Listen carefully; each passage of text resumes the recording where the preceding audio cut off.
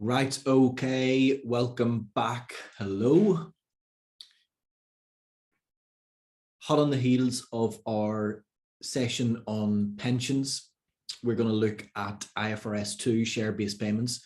This is another standard that you won't have seen before, at least on FR, maybe in university or something like that if you did accountancy, but probably not, okay? However, it's reasonably straightforward. It is what it sounds like, share-based payments. So what is a share-based payment? Well, surprisingly enough, this is paying for goods or services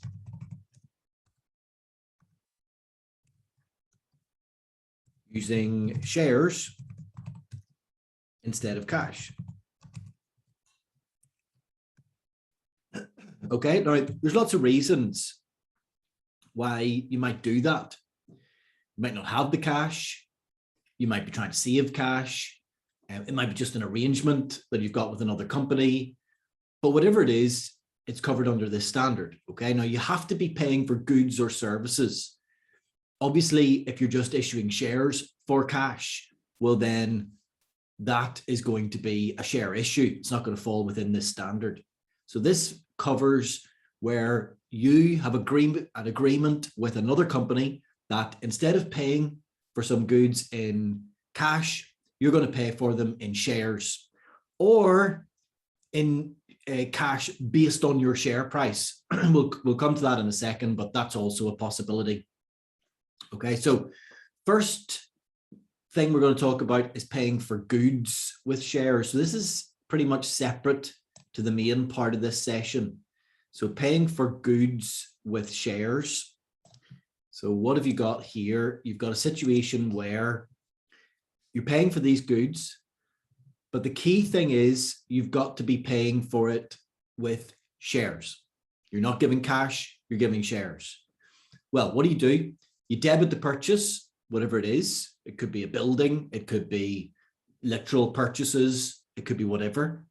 Credit equity, but crucially, you measure it at the fair value of the goods, not the shares. What do I mean by that? Well, let's take a very simple example. So for example, you pay for 100,000 worth of goods with 1,000 shares worth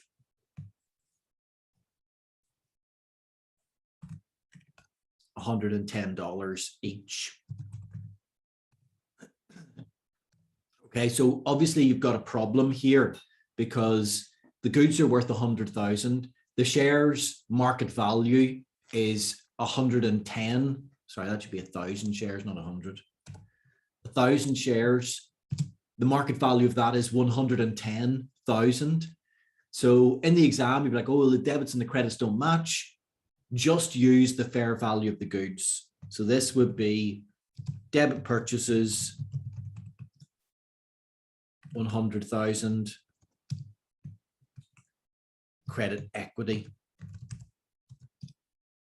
100,000. Okay, so if they don't match up, that can be a little bit tricky, but the rule is we use the fair value of the goods, not the shares. Okay, now, mostly having said that, you will be looking at share-based payments in relation to employee share schemes of some sort. Okay, so this is really where the examiner tends to look here. So let's look at these. So employee share schemes, what does that mean? Well, it means that, so what is an employee share scheme? You are essentially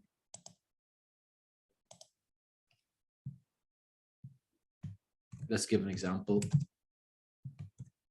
You work for the scheme, or sorry, for the company for a certain number of years.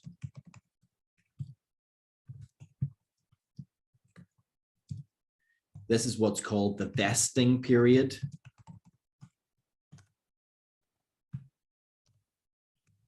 receive number of shares, even share options, even what's called share appreciation rights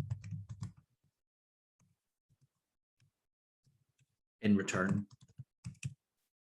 Okay, so look, at its most basic, it is essentially wages. So you're paying wages, but the problem is you're not paying them now, and there are certain conditions that have to be met in order for you to pay it.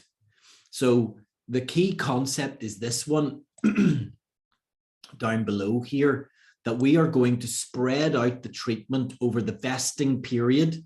So remember, that's the amount of time until the shares or share options or whatever it is vest, until you actually get them. Okay, so we've spread out the treatment over that time.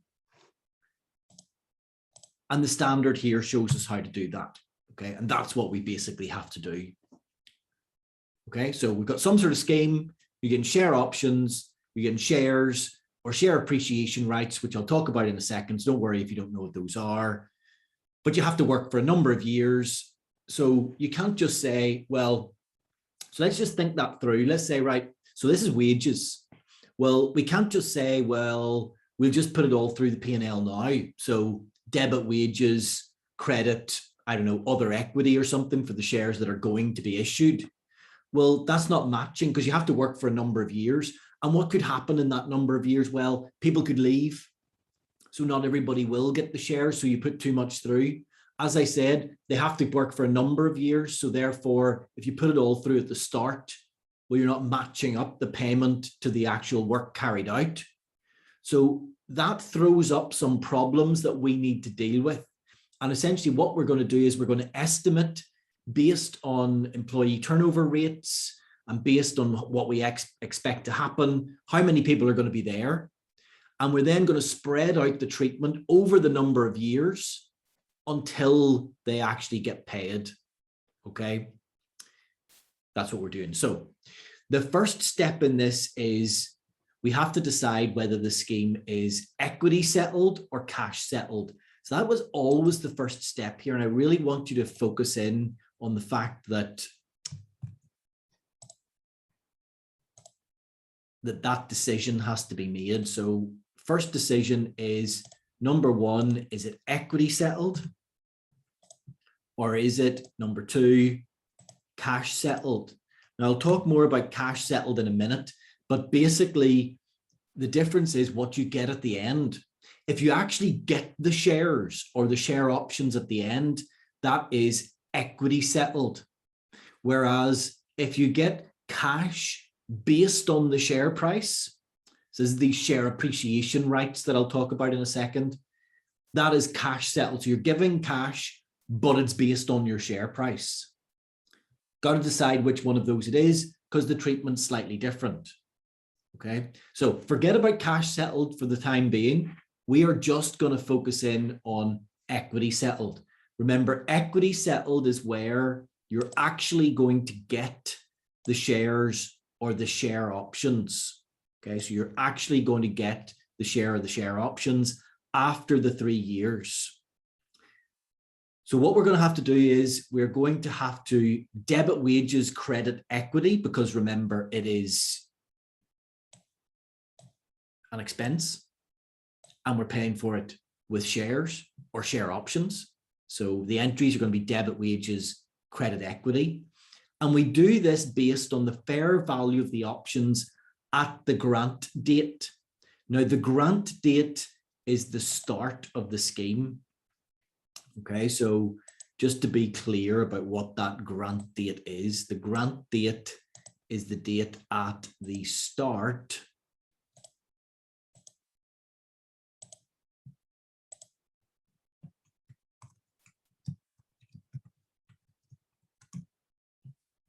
okay. Now, none of this really makes much sense until you think about what the actual calculation looks like. So what we are going to do is we are going to do our calculations, whether it's cash settled or equity settled, in a table that looks like this. So we do need to understand this table.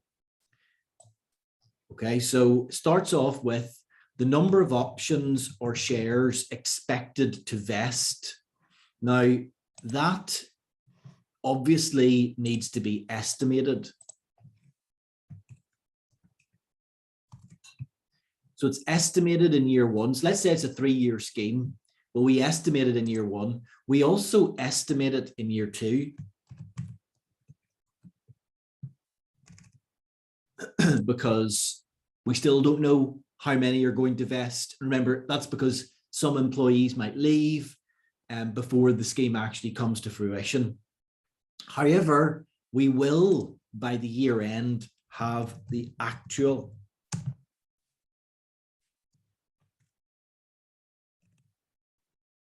Okay, because in the 3rd year, we actually get the information. We know how many vest, so we can actually do the treatment based on that figure. Okay, the next bit is we need the value of the options. Now, the point I made earlier is that this might be different depending on whether it's equity settled or cash settled. So if it is equity settled,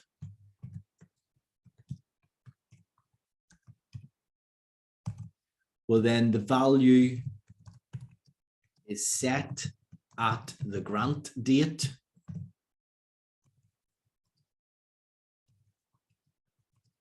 And does not change.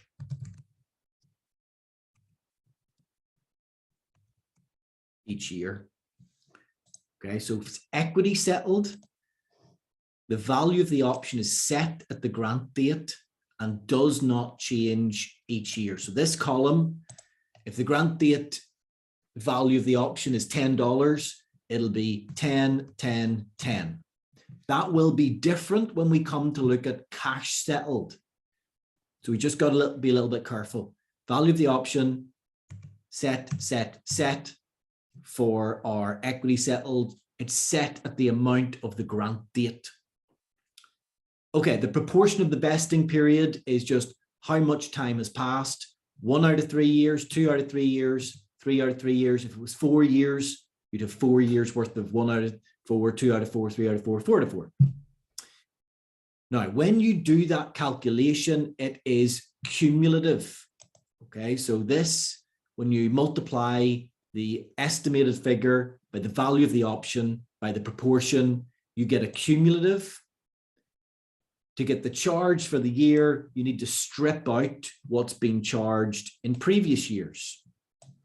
Okay, so the charge for the year needs to be based on the cumulative, but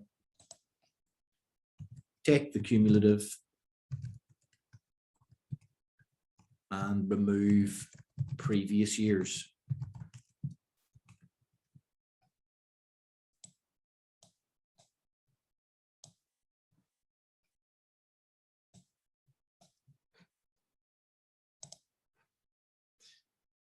Okay, right. Look, until you do one of these as per usual, doesn't make a lot of sense, but we sort of know now that we're aiming to try and get the charge for the year, which is debit wages, credit equity.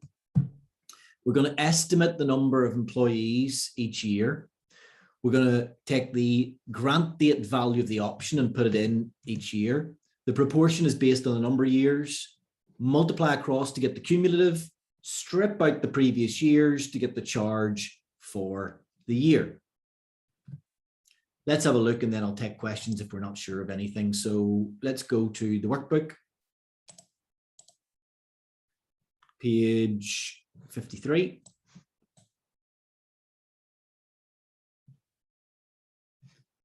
Okay, and we have a new page here, or a new sheet. So we've got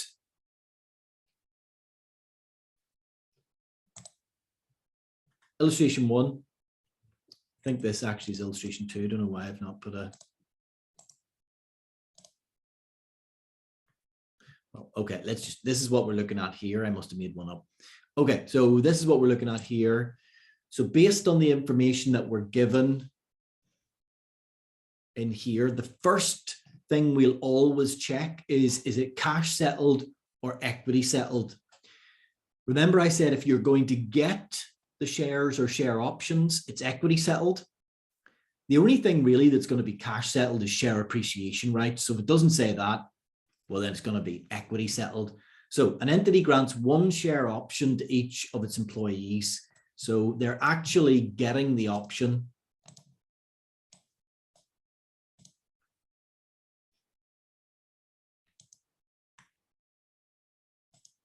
Okay, so they're getting the option. So this is equity settled. Okay, so that's how we know we're doing our equity settled treatment. It's conditional of 3 years, so we've got 3 years in our table. Fair value of the option at the grant date, because it's the 1st of January, is $8. Remember I said that the value of the option is based on the grant date in equity settled and it doesn't change. There it is. They give us the estimated here for years 1 and 2 and the actual for year 3.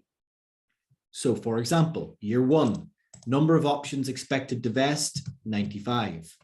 The value is 8, stays the same each year. Proportion, 1 out of 3.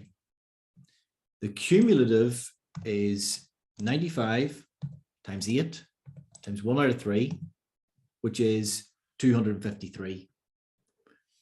That's cumulative, but there's been nothing charged through previously. So the charge for the year is 253, debit wages, credit, equity. Other equity initially, and then that'll move, whenever they issue the shares, it'll move to ordinary shares. Right, see if you can finish that table.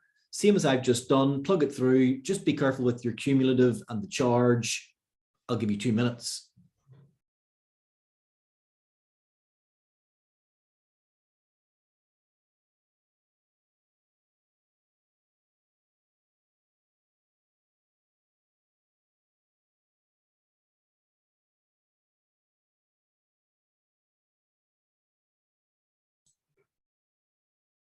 Okay.